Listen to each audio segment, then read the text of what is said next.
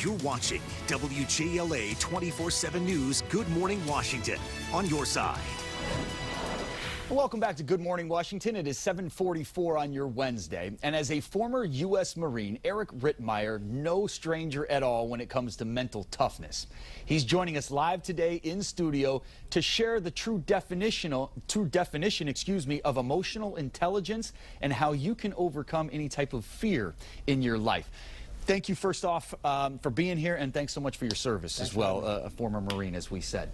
It's coming up on 7:45, and we want to start with the fact that everybody knows what IQ is, right? They always hear IQ test, simple, easy to test your intelligence. But EQ is something different. What is EQ? That's the most exciting thing about emotional intelligence. For the longest time, we grow up, we take these tests, and the smartest people are supposed to be the most successful. Back in the mid-1990s, there were a lot of studies that were done. There's something else here. Just because you test high doesn't mean you're going to be successful.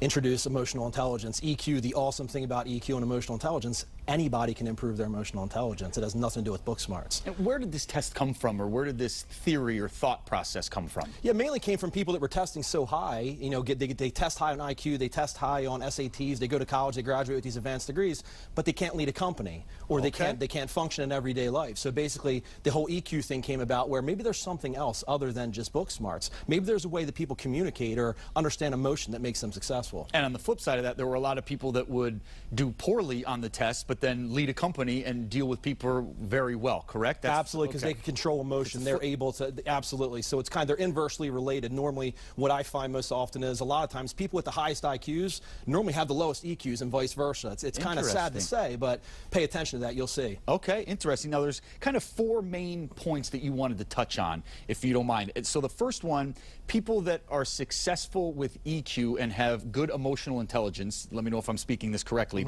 they don't allow their emotions to be hijacked. That's kind of the first thing. Sure. Yeah, it's basically like it's understanding emotion. It's understanding that you have complete control of your own emotions. Okay. You may be acting in a different way than I'm acting. You may feel differently than I feel, but I have complete control of my emotions. Nobody can dictate my emotion. I can't allow you to change the way I feel. Okay, that makes total sense. Number two, they're not addicted to the approval of others. They're not worried about what other people are thinking around them. Is that right? It absolutely is, and that's a major problem. I mean, look at social media. I mean, unfortunately, they've created this environment of you have to be liked by every person. I don't know if I even really know who you are. The fact you don't like my picture on Facebook, there's something wrong with me. What's my problem? Mentally tough, emotionally intelligent people aren't worried about that. They're not worried about being approved by everybody, being liked by everybody. Very interesting stuff. Number three, not afraid to be rejected. You have really good points about the more no's you hear, especially when it comes to like sales, that means you're getting at least one answer closer to a yes. I thought that was a great point. The highest performing salespeople I work with, they all have something in common. They don't need anybody's approval. They could care less. I'd prefer for you to like me, but please like me. But at the end of the day, it doesn't matter to me if you like me. I'm there to do a job. I'm good at my job, and I don't care who likes me, who approves, who disapproves of me.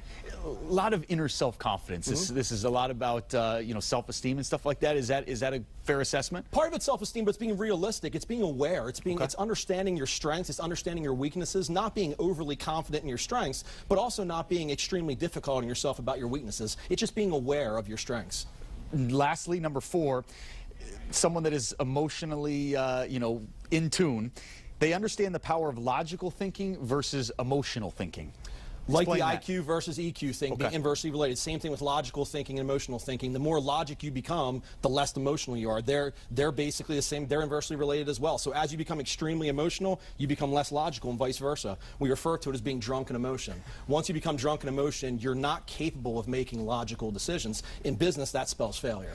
One thing that you would tell somebody that's struggling with this, what would it be? You have to be realistic. You have to understand that you're 100% responsible for your own actions. That's another big problem we see. People try to blame it on the economy. They try to blame it on the weather. They try to blame it on their company. You're 100% responsible for your results, no one else. Now, if someone wants more information, they have other questions, where do they get more information? Yeah, best places online, mentaltoughness.speaker.com. mentaltoughness.speaker.com. Awesome. Eric Rittmeyer, thank you so much for being here. Thanks again for your service. Thanks for having me, Appreciate it. Appreciate it.